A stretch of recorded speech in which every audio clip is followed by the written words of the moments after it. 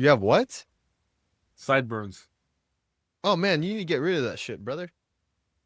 Oh, fuck off. I'm bringing it back. No, man. This isn't the 1980s. You're not Jimi Hendrix. You can't rock the sideburns. The only people who are allowed Nah. to wear those are helicopter pilots and rock stars. I'm neither, and I'm rocking them. Yeah. Uh okay. So let's talk about literature. Um the, I I'm genuinely, this is like a nerdy topic, but I genuinely love the conversations that we have about literature because I feel like you're the only one who matches my literature style. Most people read shit that I think both of us don't care about. The number one seller, I'm pretty sure, is romance novels. To the point where I've heard like if you want to make it as an author, that's where you make your money. Romance books. Certain Yeah, demographics romance love that shit. and I think it's in true crime. Those two are the big top sellers. True crime, yeah. I think those sort of go hand in hand sometimes. Like a lot of the true crime mixes in with like the romance genre I've noticed. And what that really means is there's a reliable market for that. The stuff that you and I Yeah. like, historical stuff, maybe some fantasy, sci-fi, like they sell, but they're not the real money makers, you know. Oh yeah. Um, but to get right into it, um, I think we've both read uh, similar books, but there's one that I think I would recommend to anyone who's into um, Russian literature. Because everybody knows Dostoyevsky, Tchaikovsky, War and Peace, the brothers Karamazov. Honestly, let's just start out with those. How do you feel about them? I've never been a particular fan of them because I have tried reading them. They're they're heavy. Every character has 20 names. The plots are very convoluted. The arguments are kind of esoteric. And it almost like you almost need a second book to understand the first one, like one of those supplementary books, that like guides you through and like summarizes the chapters. I don't know if they exist, but I feel like they do with a lot of these thick books. Like, have you ever read these books and how do you feel about them? It's been a while. It's been a while since I read them, but yes, I read War and Peace. I read yeah, yeah. Um, and the thing is, it requires you to essentially take a certain mindset, a certain approach to reading it. Mm-hmm. Um, it's not like forget what the term. It's not novella, but essentially, those type of books require investment. Mm-hmm. You can't just like really. At least in my experience, you can't really just pick them up and put them down. It needs kind of an Mm-hmm. effort to go through Right. to kind of get the full depth of it. I think it's hard too because so many people have like moved on to TikTok and short form content. It's hard for even people like you and me, people who love reading books to Yeah. stomach regular books. And these books are, the final boss. Um, but I do think they can be worth it. There is like I've tried reading The Brothers Karamazov a couple times and I've been faced with a roadblock every single time. Um, but there's one part that I think is worth reading. It's considered to be like the best part of the book. But essentially, the book is on the author dealing with his doubts with religion, right? And, there's even a quote where he laments the fact that, like, I can't talk about this stuff with anyone else. I wish I could have the conversations with another human being the way that I can have in my book. Um, but essentially, like, he sort of like has doubts with his religion, and his book is almost like an outlet um, to discuss his doubts and whatnot. And there's this one part called the Grand Inquisitor. I genuinely think everyone should read this part, or at least the Wikipedia page, because that's sort of what I did. And Basically, I mean, I'm looking at the summary right now for people to know, but essentially, it's a story within a story. Christ comes back during the Grand Inquisition, and at that time, the church is basically rounding up all the heretics and burning them alive. Christ comes back, and people recognize him as the savior, but he's immediately captured by the church, and they have a problem with him. And the problem is that the stuff that he's preaching doesn't align with what the church is preaching, because Christ's whole thing is that he's giving humanity free will, and it's up to the humans to decide what they want to do with that free will. The church is saying, you have doomed humanity by giving us free will. Because you have given us free will, some of us will sin and will pursue all the things that, will lead us to hell. So by giving us free will, you've damned us, essentially. You should have never given human free will. You should have controlled them and guided them towards salvation. That's what we, the church, are here to fix. We don't try to preach free will. We tell people what to do, and we seek to gain power so that once we have this dominion over man, we can almost like be the shepherds to their salvation. In other words, like the church wants to control humanity and the state through government so that they can be forced to do the right thing. And they justify this because obviously the alternative is eternal damnation. So that's their justification, like we're doing all these bad things, but we're doing it because pain in this mortal life is inconsequential compared to the suffering that one will go through in hell if they sin. So it's essentially a question on free will versus not free will. Is it better to have free will and people choose to do bad? Or is it better for people to not have free will, but they're forced to do the right thing, thus saving them from sin? And he basically like argues all his points to Christ. Christ is just silent. But at the very end, like this part I don't really understand. Maybe there's like meaning behind it, but Christ doesn't say a word after hearing this long, uh, manifesto by the leader of the church. He kisses that deacon or priest in the lips and doesn't say anything. And the priest is so touched by that gesture. That's almost like all that, Christ does more than he could ever say by just showing him love and forgiveness for what he's doing in the Inquisition. Because, in the background of this, like people are being murdered and burned at the stake. And the priest is like, all right, well, you should still leave. You're still exiled, but I'm going to let you go. And then he releases Christ. So it comes back to a fundamental part of every religious debate, which is free will versus servitude, like the question of why does God give us free will? And on the flip side of that is why does evil allowed to exist if God is omnipotent? And the answer to that I've noticed is typically because he wanted to give humanity free will. And this passage addresses that directly. Yeah, I read a gesture as essentially like don't overcomplicate the teachings of the Bible, you know? Like if you look into too deeply in a way, like over explain it, then you can kind of get away with anything you want, you know? It's the same thing with how, like you can explain away any crime if you just talk for long. At some point, you'll find like a gap in the system, essentially, to justify whatever you're trying to do. And yeah, the whole question of freedom versus order is honestly just kind of eternal. There's always going to be arguments for both sides.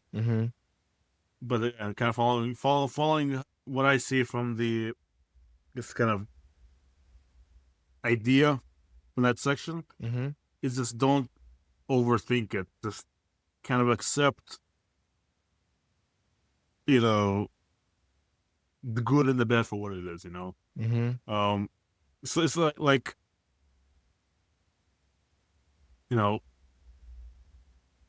we direct children, and without really giving them options Hmm.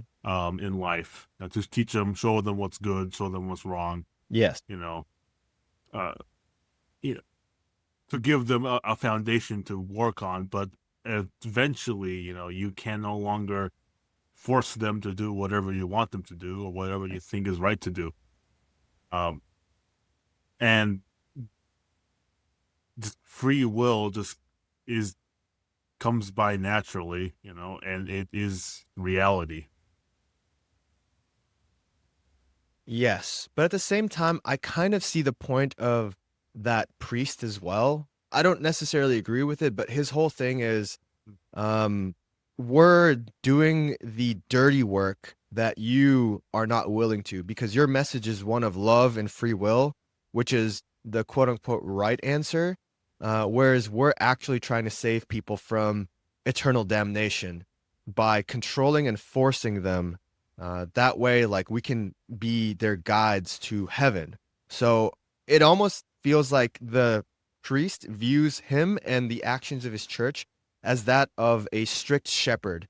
When you're a shepherd, you don't ask the sheep where to graze. You don't like you're not like nice with them, you control them using dogs, you hit them with sticks, and you do it for their own good, because the sheep are dumb essentially, which is the same way that the priest views humanity, right? They're going to do dumb things, like they're going to wander off on their own. They're going to stay out in the pastures too long after dusk and then get preyed on by wolves, and they don't know what's best for them. So the best thing is to take care of them by guiding them and punishing them if they don't listen, so that they can eat in a pasture and then be safely herded back to the farm. The farm being heaven in this case. That's, I think, the justification that the priest is preaching, so to speak. And kind Yeah. of makes sense. I mean, again, it does. And again, there's arguments for both sides. And it really is the thing of, in the grand scale of things, it is 100 years of torment, really, really anything compared to an eternity, of salvation. Hmm. You know, 100 years of eternity is nothing. It's not even a blink of an eye. Right. You know, and there is arguments. It just, I guess, those about to say it's yeah, I feel that segment of was essentially again saying just don't like force an explanation in a way. Don't you can't justify a wrong approach, right? It doesn't matter kind of what you say, it matters kind of what you do. And it could be the wrong thing, could be the right thing. It's I'll just say it's not for me to decide, honestly. But it's just that you can't explain your way to a right or a wrong. It just is right or wrong, and you explain that. Do, Does do that you make sense? do you not think the kiss at the end was essentially Christ answering that through, he's saying love is the answer to all of those? Like, he's giving free I do. will? I do believe that, but I believe it's kind of again like Christ did not explain. He did not speak about his viewpoint. He just acted on it. Meanwhile, the Inquisitor, all he did was explain, try to explain his point of view, Hmm. his position. And like I said, I feel that takeaway is, you know, it's not that, kind of actions speak. Well, I guess it is actions speak greater than words in a way, but it's that, you know, Christ is right in his, approach to like, love and mercy is the way forward, Right. you know, um, and he kind of proved that just by doing it. Hmm. Meanwhile, the Inquisitor was swayed, even though he had this, long argument for his point of view, Hmm. because it was an argument on a false premise, Right. essentially. And what's interesting is when you say that Christ was silent, so in this passage he actually is. He sort of communicates by his actions, which I think you'll find interesting. because everything aside, as a literary device, I love it when stories show rather than tell. But essentially, you're not going to understand this. Just like I won't understand it that well, just because we both come from a non-Christian background. But looking at this, I have this pulled up. Essentially, Christ is tempted 3 times throughout the passage, right? And one of the temptations is for him to turn stones into bread, which would prove to the people that he really is the prophet, and he really is the Son of God, right? Instead of just him telling it, if he shows people, people are going to believe him. The second temptation is for him to be saved by the angels, so he could have had the choice to just say like, angels save me from being killed in the cross, or in this case, he could use the angels to save him from this prison that he's in right now. And then the third temptation is to rule the world. Christ could have done that, but he rejects all of that in defense of free will. And the Inquisitor essentially says that you're wrong. Because you've given humanity free will, you've actually damned them because they're going to make the wrong choice. So why don't we take on the burden of freedom, and then everyone else lives in ignorance, right? And I'm just thinking about it now. I wonder if this is due to the times as well, because I remember learning in history class. Do you remember like the church, what they did? Like they only conducted their sermons in Latin. The Bible was always just written in Latin, and a huge revolution, a big part of Martin Luther's revolution was saying like the Catholic Church doesn't have a monopoly on the religion, and that the Bible should be easily read by everyone, and we should be able to print it in local languages so that the average person can understand from the source material. So I wonder if Yeah. like the passage is almost talking about that. Like the priest wants everyone to live in ignorance so that they just listen to whatever the church tells them to. And again, we go back to like the church making the hard choices for humanity. I mean, rather is history existing, the Christian church, and also, you know, just Islam, Judaism, essentially the big three, you could say, Right. have had aspects of control, in them, kind of ingrained in them. And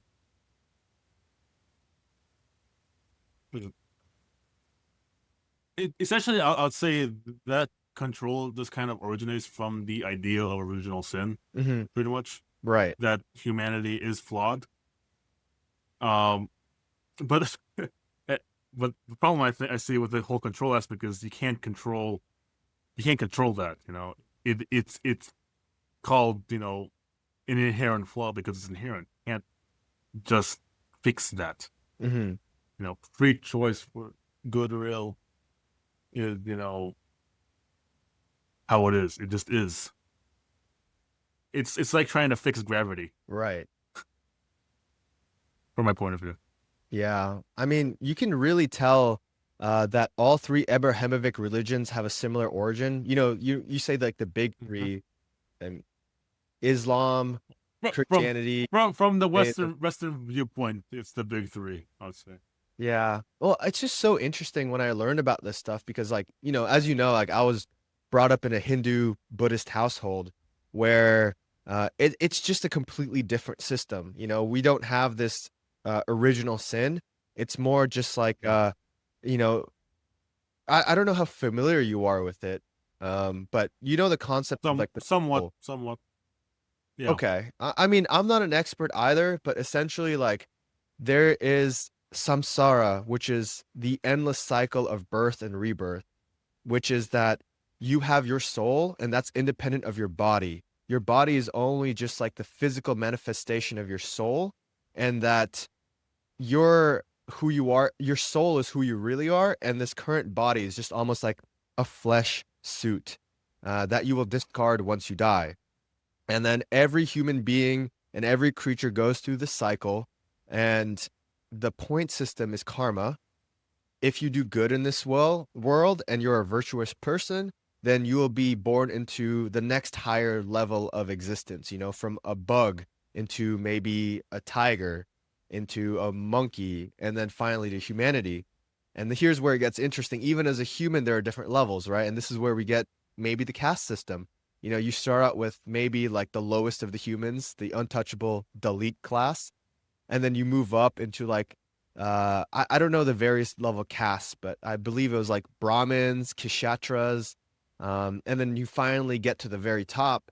And once you're there, you seek to sever the bonds of the mortal world, and that's where you see like all the ascetics, like the Buddha, who they sit underneath a tree, they starve themselves, and they basically try to sever their connection so that they can break the endless cycle of samsara and then reach nirvana or moksha, depending on, it's synonymous, but that's the end goal, to get away from that cycle and then become one with the universe. And what's interesting is they don't really have a deity like Hinduism does, but Buddhism really doesn't, because their whole belief system is doing the right thing so that you can get to the higher level of existence. And then once you're at the top, you can free yourself entirely. Um, so in that sense, there's not really a hell or a heaven. Hell is almost like the world that we live in is like the closest, in a sense, in that like there's suffering, pain, but then once you free yourself of that cycle, then you've essentially reached nirvana, which is heaven. So it's a completely different system.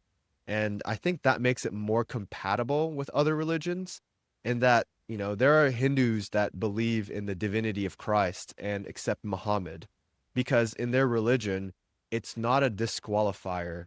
And I'm talking about some people, not like the majority. It's not really a disqualifier, in the same way that in Islam, to be a true adherent of the religion, from what I understand, you have to accept Muhammad as the final messenger of God, and that you have to affirm that there is no God but Allah, which is in their like phrase, the ashahada, which is like the line that you have to like say with sincerity in order to become a Muslim.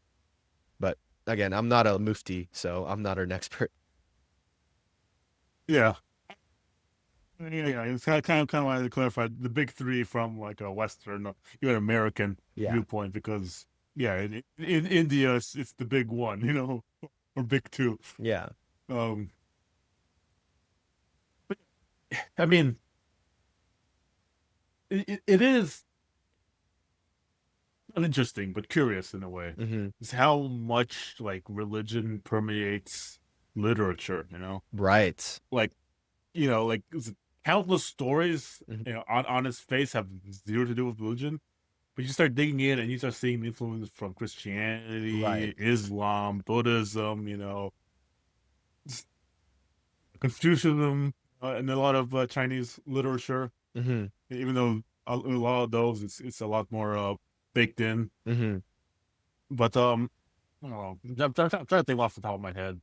Lord of the Rings, I'm pretty sure was like based off of his Christian beliefs, right? J.R.R. Oh yeah, I mean, yeah, J.R.R. Tolkien, was a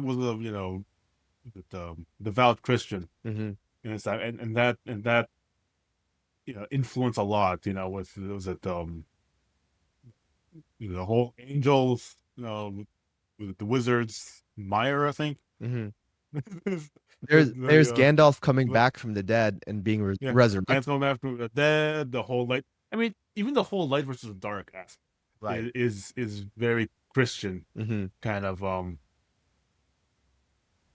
say influenced now. Like it's been a thing that light is good and dark is kind of bad from day and night. Hmm.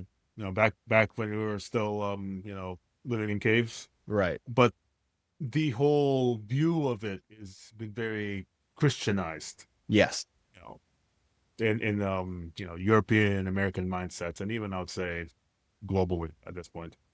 Yeah. That's Um, that's why I found a Journey to the West so interesting, I think they made a video game off of it recently, so I looked up the origins on Wikipedia, and it's a super famous book in Chinese literature, and it essentially follows, my memory's hazy, but like the monkey god is sent to recover Buddhist relics. Um, and in that story, you can find like a lot of connections to Buddhism and I think even a little bit of Hinduism, in the same way that Christianity permeates a lot of especially fantasy literature here in the West. Narnia, oh my God, it's got so much. Just off the top of my head, Aslan, the lion in the first book, doesn't he die on the altar and he's Yes. resurrected just in time for him to kill the White Witch? Am I remembering that right? Yeah. Because that's almost like a direct Yeah. parallel. No, it literally is, and I don't think it was 3 days later he Mhm, revived, mhm. but it was recent soon afterwards, Right. in a very again very like just like a angelic kind of way. Yes. Um, yeah. I love these connections and whatnot because it just goes to show how important religion was. Uh, because it felt like the only people who were engaging in these intellectual activities back in the day was religious people and priests. I mean, the guy who invented you know, the the gene table or whatever, I'm pretty sure was like a Catholic monk. Um, Dostoyevsky was super religious, so was J.R.R. Tolkien and whoever wrote like the Narnia series. Um, even Solzhenitsyn, one of my favorite authors, was devoutly Christian. And that he viewed the suffering that the Soviet Union went through as it seemed like almost like a penance, and almost like punishment for the Soviet state, uh, banning religion and then having state-sponsored atheism. Um, Yeah. but he has a really good quote that I'd love your reaction on, since we're talking about like the Inquisition and whatnot, where a lot of innocent people were burned at the stake and whatnot. But he's talking about the Gulag, right? But it sort of ties in with the Inquisition. But he says like, um, here, I'll just read it out to you. Ideology. This is what gives evildoing its justification and gives the evildoer the determination to carry out his mission.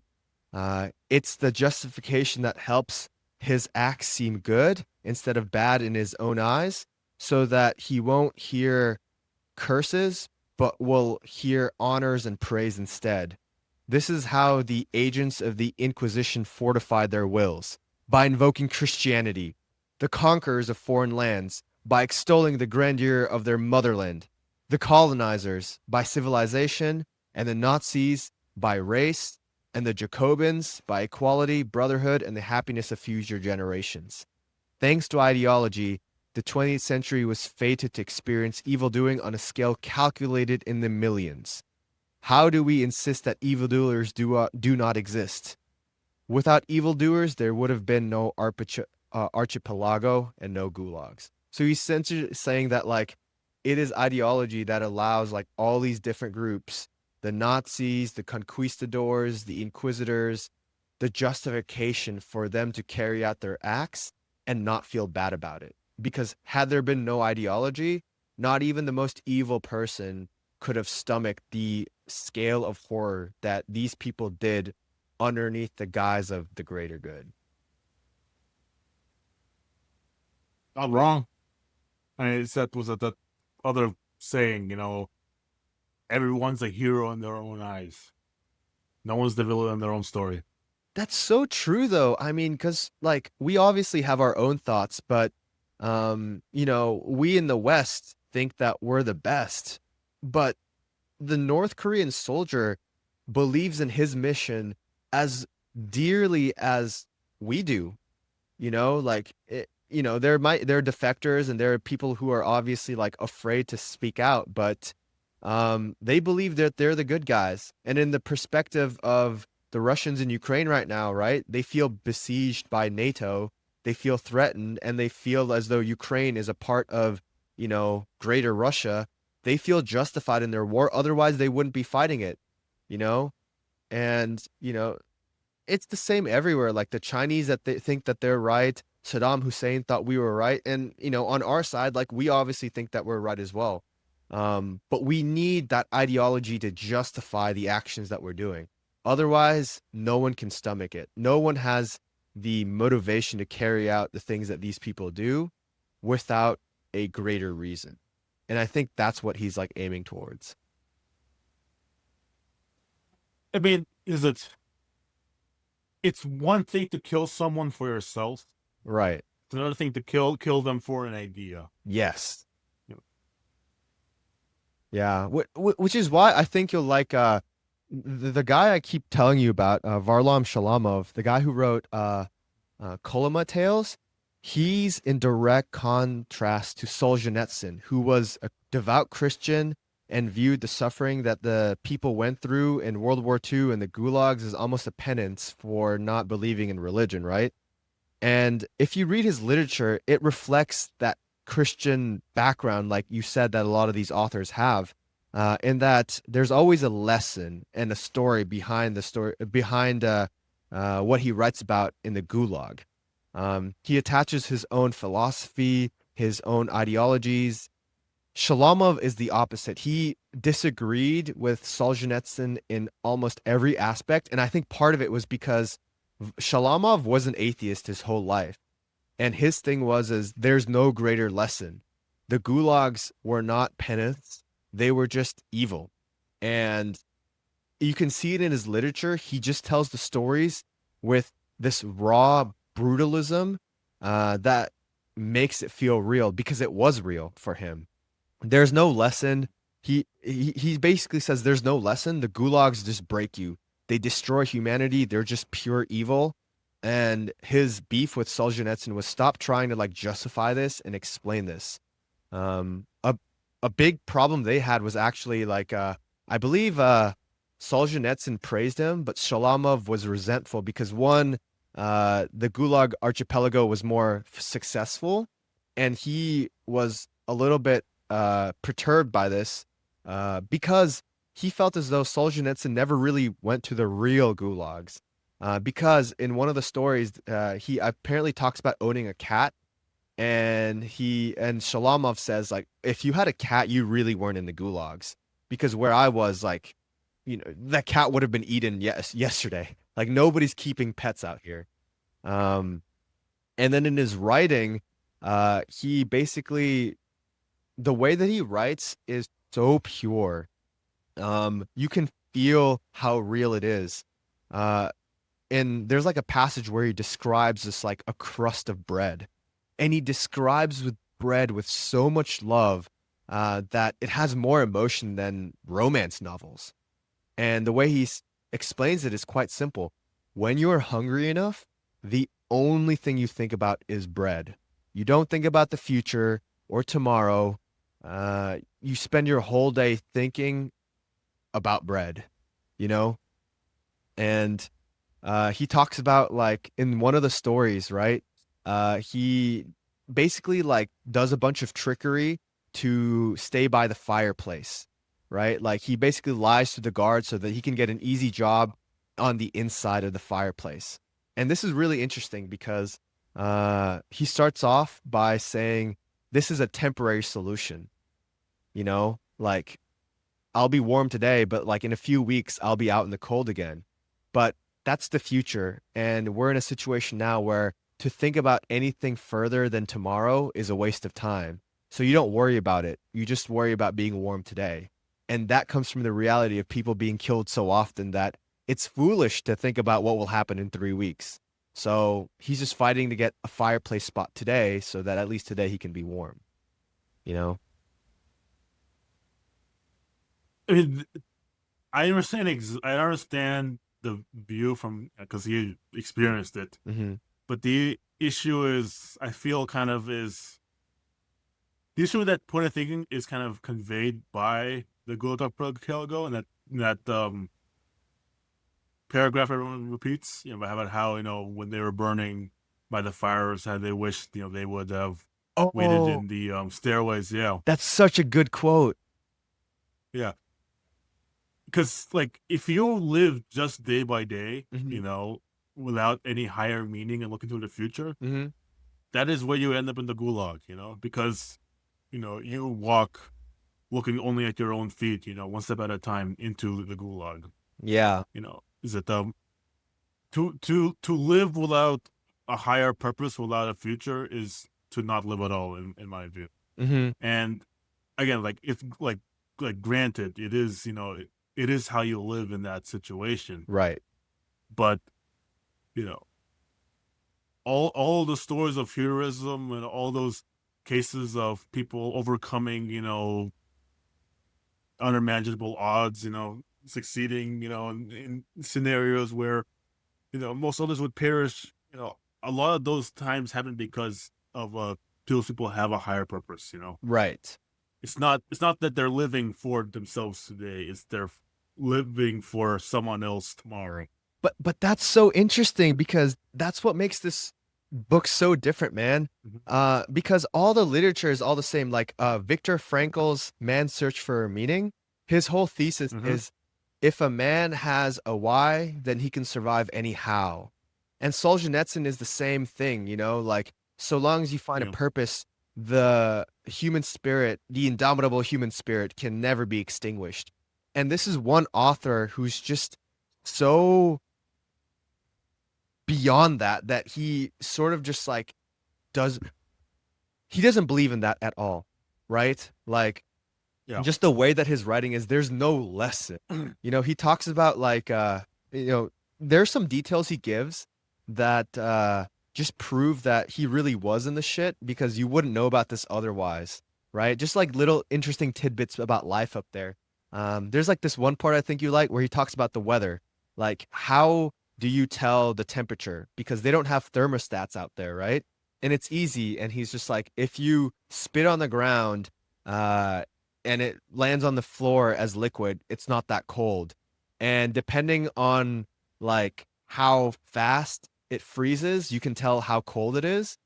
And finally, to feel warm, you just need a difference in temperature. So even if it's like negative 30 degrees, but then next week, it's negative 20 degrees, there's a difference of 10 degrees. That's enough for you to feel warmer for at least 1 or 2 weeks.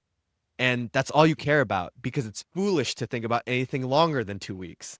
Um, little stuff like that, right? Where there's like another one where people are confused about why you would take your soup to your room to enjoy and savor it.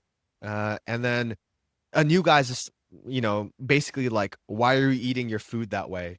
And the answer is like, we don't even have to explain it to you. Like in time, you'll come to understand. Like when the only thing you have all day to look forward to is like a warm bowl of soup, that will become the most important thing in your life. You know? Yeah. Um, Again, it's entirely understandable viewpoint, because again, it is how it is. And the way I see it is kind of like, stories of, let's say, like, lone survivors in a way. right. The hero who, you know, held the position by Yeah. himself against an overwhelming enemy odds for days, right? Uh-huh. People talk about that guy who survived, and did heroics, but they don't talk about the poor guys who got killed day one, you know, by the enemy and lay rotting in the fields for days. Right. So yeah, is it what's that author's name again? Yeah, Varlam uh, Yes. Varlam Shalamov Yes. is writing from that story of the guys who, essentially, you know, have no songs written about them. Yes. The majority, 90% of people who experience life with no heroics in a way. Yeah. I guess from those hard situations, which again does not invalidate his viewpoints, and but also believe doesn't invalidate that 1% of people who kind of look beyond in a way. Yeah, and credit to, religious people. I forget which book I read it from, but um, I think it was Shalamov that wrote about it, and it was interesting because he's an atheist, but he said like the only people who kept their humanity in the camps was the religious people, and that's probably because they had that strong sense of why. Despite the horror Yeah. they saw like, I do the right thing, I'll get into heaven. Yeah, I guess the easiest way to sum it up is, you know, a person without a why, Hmm. you know, won't, won't make it. Right. But a person with a why might not make it either. Sometimes Uh, it is just the luck of the world, but you're not gonna make it without a reasoning, I a I I cause. love this conversation because I think he actually addresses this. Like we always hear that though, like if you have a strong enough Yeah. why, you'll make it through. And he's like the only author I've ever come across who gives a rebuttal to that. And he has two essentially. One, there's a part of the book where he says the only difference between man and beast is 3 weeks of cold, hunger, and beatings. So it doesn't matter what why you come with, right? Like basically once you starve enough, once you're hungry enough, once you're cold enough, once you've been beaten enough times, like that why disappears and your soul is extinguished. And that's based off his experiences. He probably met a lot of people who had, all these like had bravado, motivation, maybe they were religious, and by the end they just he could see them turn into animals. Yeah. Again, like I said, Yeah. it's not that I'm saying it doesn't happen. It's Mhm. just that like, and I'm also not saying that people without a why they that they don't survive either. Like there's plenty of people who survive just without really doing much, Right. honestly. But it's just that like again, understandably from his experience why he would believe otherwise. Hmm. But you know, we aren't where we are now because people live day by day without Hmm. a future, without hopes, without ideals. Yeah. Let me just ask you, sorry, not to stay on this topic too long, but I do want to get your thoughts on like Yeah. this one quote.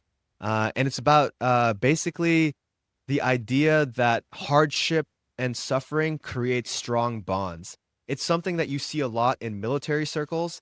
They say like we break you down and we build you up Hmm. to bring you guys together as a team. And you see it in Band of Brothers, right? Like Captain Sobel is the bad guy, but the bad cop essentially brings everyone together because they hate that guy so much. The general point is like if you go through hardship Yep. together, you'll build strong bonds.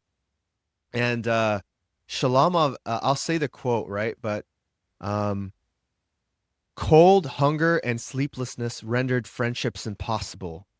And this character, despite his youth, understood the falseness of the belief that friendship can be tempered by misery and tragedy. For friendship to be friendship, its foundation has to be laid before living conditions reach that last border beyond which no human emotion was left to man. Only mistrust, rage, and lies. He remembered the character, the northern proverb that listed the three commandments of prison life: don't believe, don't fear, don't ask. And what he's saying is essentially like, if your suffering is bad enough, then friendship isn't possible because the only human emotions left in those conditions is mistrust, rage, and lies.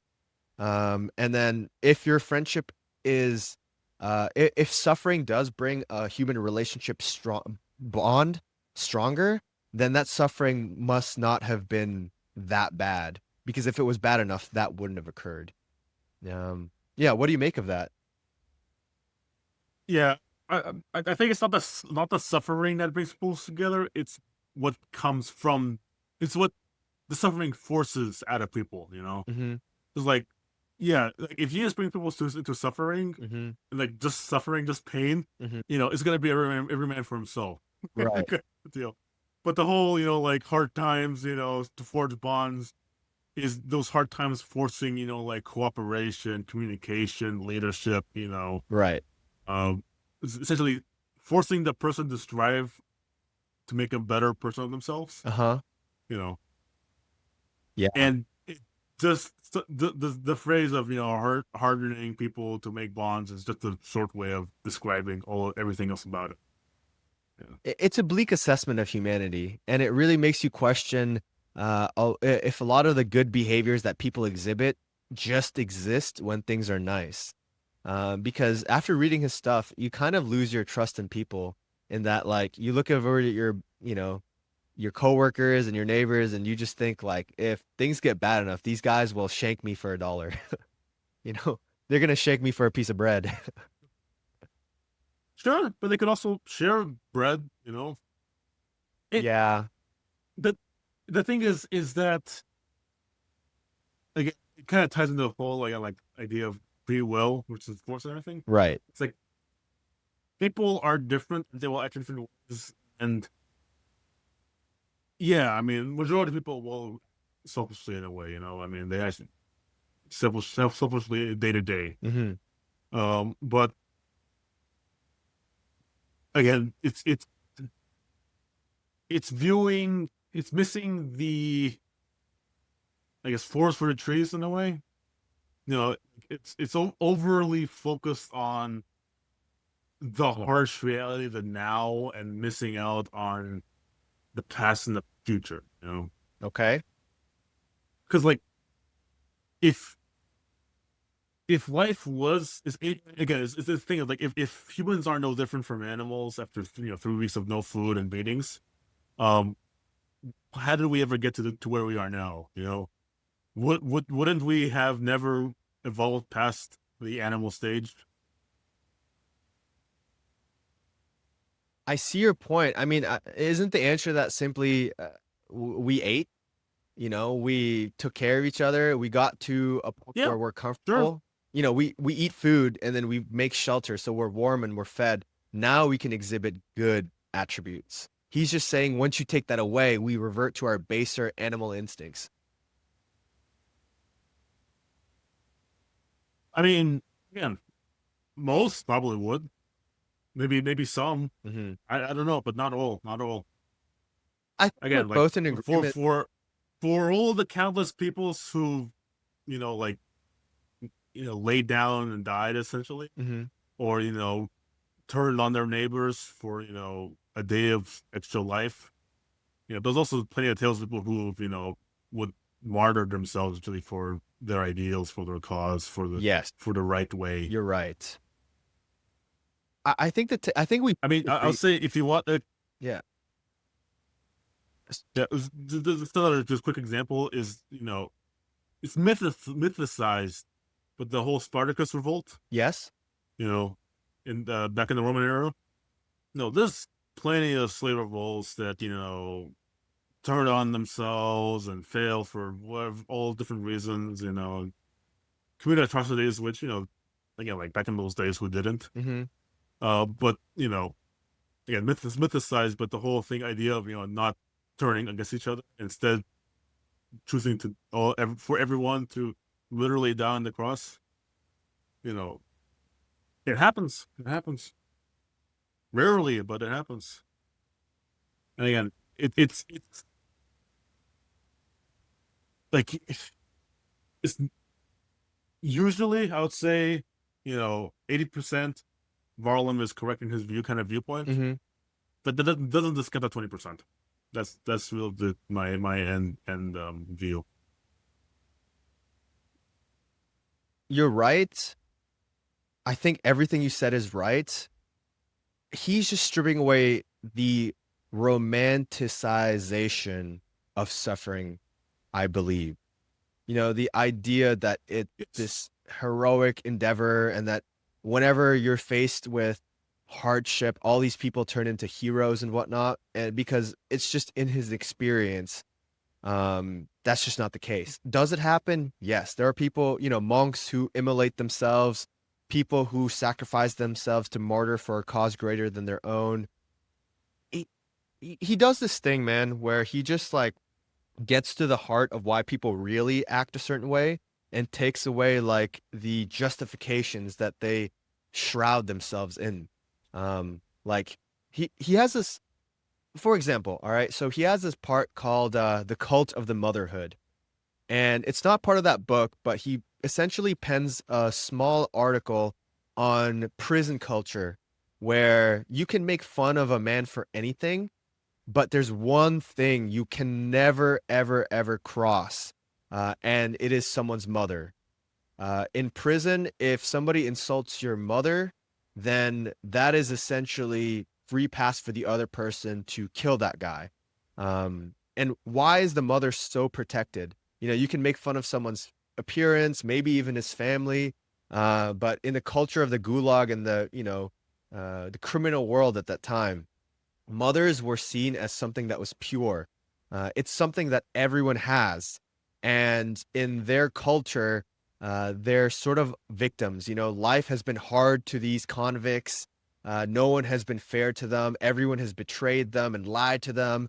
The one thing that is pure in this life is their mother, because their mother loves them no matter what and took care of them. And the only happy memory that they could have potentially had in their entire lives is the time when they were with their mothers. So it's something that's very sacred to them, this idea of motherhood. And he basically like rips away the romanticization of that. There are certainly some people that do love their mothers, but his whole point is this is just an act. They don't really love their mothers. Otherwise, they would have stayed home and taken care of their mothers. None of them have ever sent a penny over back to their mothers. You know, none of them have ever like visited them. They're all scumbags, criminals, thieves. They have no respect for women. Otherwise, they wouldn't rape every woman that would come through the gulag system and the prison system if they really did. So all these people who try to like redeem themselves by almost like flaunting how much they love their mothers, they're all liars. None of them actually care about their mothers at all. They're just the scum of the earth. And that's like his point, you know? Like there are good people out there, I'm sure. But it's just not the majority of people. So he just takes away that like image. Yeah. And again, it's not that he's wrong, but my issue is kind of like, oh, if you offer nothing to a person Hmm. but starvation, cold, and beatings, Right. are you gonna be surprised if he turns into a beast? Yes, I see your point.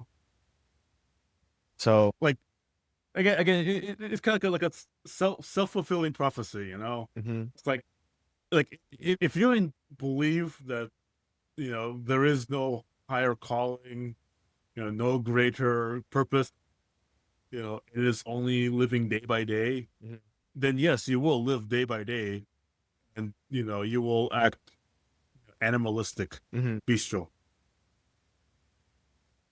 Again, it's kind of the whole like my thing of like, how did humanity get to where we are now by being just animals? If that is the Yeah. true reality, it, you know, in all those times in written history, and even like oral history, where times were harsh, and like frost came in and killed crops and forced people, into migration, and you know, times where entire tribes and nations were wiped out. Mhm. Why did we not revert to beast at that point? Probably because it was evolutionarily advantageous to work together than to work alone. And in order to work together, No, you have to be a good person.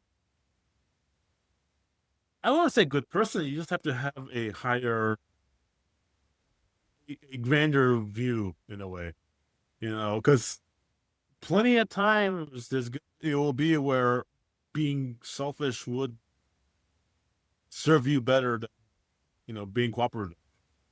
Mhm. I mean, the whole notion of guilt is a social aspect. Like, does it really benefit you to be guilty about something? I sort you of know view it in the sense of like that's how these behaviors developed, you know? Like guilt causes us to do the right thing, which helps cooperation.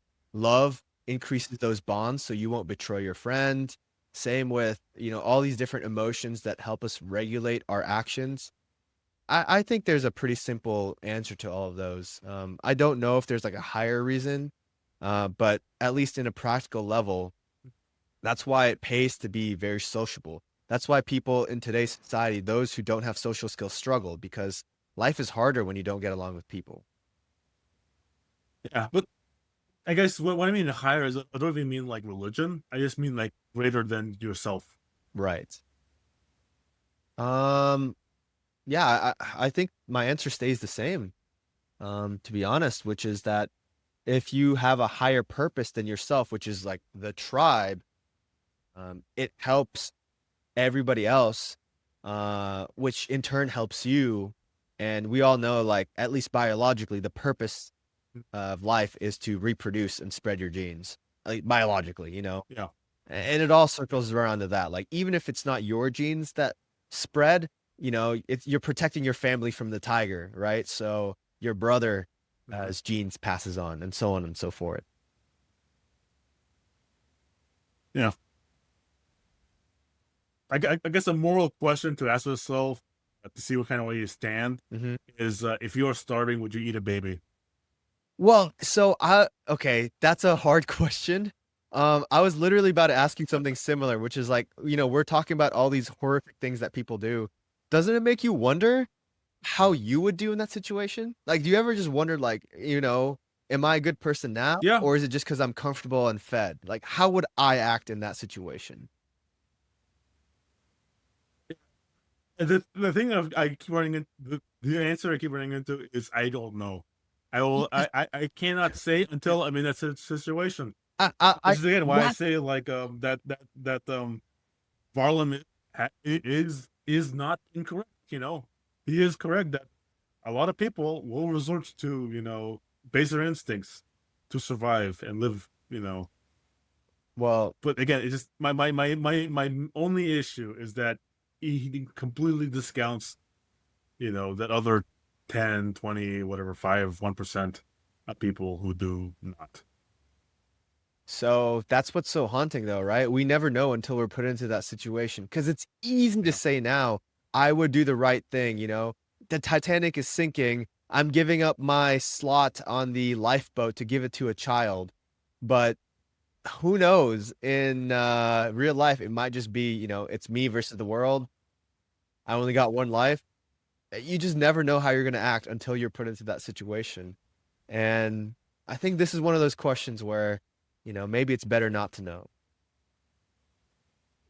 Well, I even say is you cannot know until you're there. Yes. You know, it's one thing to think about being cold, frozen, starving. Again, like not even hungry, starving, where your own body is being consumed for energy, and you have the option for a source of nutrition. Hmm. You know, like so I'm sure plenty of people think they never resort to cannibalism, and then they do. Hmm. Yeah. I think I think that's the takeaway, like all these questions is you can't really answer them until you've been there. Yeah. And that's not a position you'd ever want to be in. Not only because it's horrific, but it takes away that it takes away the belief that like maybe I would do the right thing. Because you and I can lie to ourselves, right?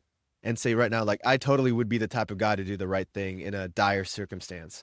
But if we're put into that situation and we don't act that way, then it strips away, the belief that like we would do the right thing. Because it's like when the chips were down, I got on that lifeboat. Um, Yeah. yeah. But see, that's kind of why I won't say I entirely agree with Marlon's viewpoint. Hmm. It's because we don't immediately go say, "Oh yeah, we'd eat the baby," right? Hmm. When we're at our limits, we'll eat the baby. No question asked. It's always I don't know. I don't think I'd want to. I don't think I would. Because again, this it's that higher ideal speaking.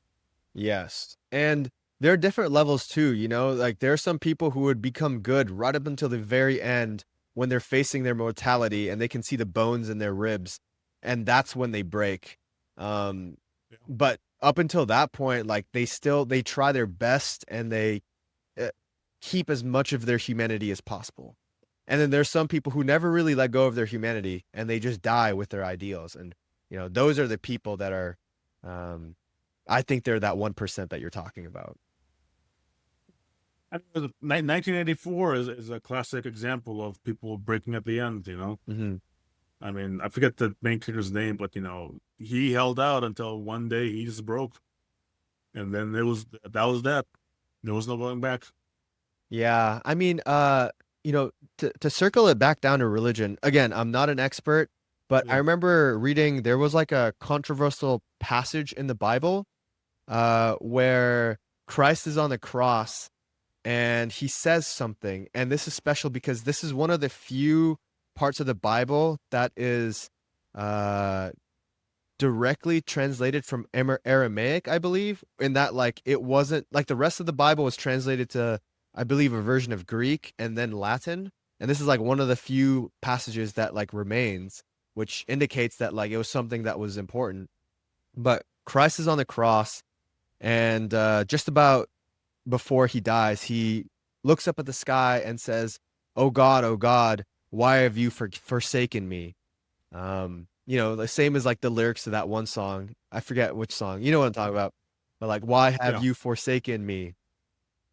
And it's a controversial line because it indicates that towards the end of his life, Christ reached his limit, and even he had doubts because the sentence seems to indicate like he didn't even like he reached a point where he was so desperate for relief that he cries out and says like to God, like, why did you abandon me? And I remember it was like it wasn't like it wasn't as controversial as like the Islamic um Salman Rushdie. He had like, I think it was like the satanic verses in the Quran or whatever, where it was like a big deal. So it wasn't as big of a deal as that, but it was like a small measure of controversy Yeah. within Christian circles. Again, I'm also not a Christian, not a theologian, Right. but I kind of see that as just like the human part of Jesus kind of crying out in those last moments. Right. Because like it's that known thing of is it reaching out to God or a higher being on in your final moments, Hmm. kind of thing. I from my view, it's just a reflection of that. Yeah. It seems to be a common theme in a lot of religious texts.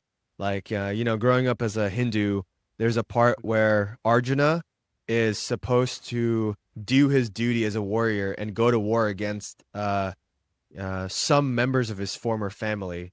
And he expresses doubts to Krishna, one of the major gods. And Krishna replies, like, one, it's your duty, and two, remember when I said like the flesh is just temporary, it's your soul that is important, and you won't be harming the souls of those you go to war with at all. So right now your duty as a warrior is to protect your family and listen to your um superior, and it's your duty to carry it out.